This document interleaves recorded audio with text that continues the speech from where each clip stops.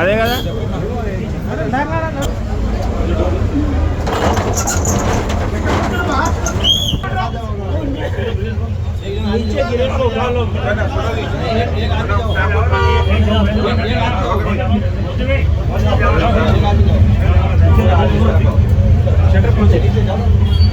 రాంపల్లి నుంచి గట్కేసి వెళ్ళే రూట్లో బాలాజీ జ్యువెలర్స్ షాప్ ఉంది.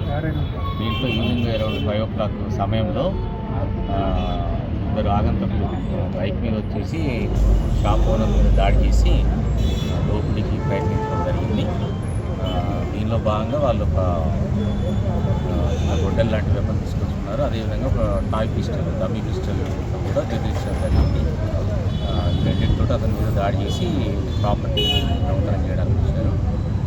దాంట్లో ఆ షాప్ ఓనర్ బాగా రెసిస్ట్ చేయడంతో వాళ్ళకు ఒక బాక్స్ జ్యువెలరీ మాత్రం తీసుకెళ్ళగలిగారు.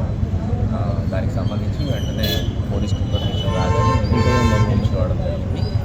దీనికి సంబంధించి ఫర్దర్గా ఇన్వెస్టిగేట్ చేసి త్వరలోనే సార్ ఎంత ప్రాపర్టీ వాల్యూ తక్కువ ఉంటుందండి. చాలా తక్కువ ప్రాపర్టీ వాల్యూ సుమారుగా యాజ్ ఆఫ్ నౌ మాత్రం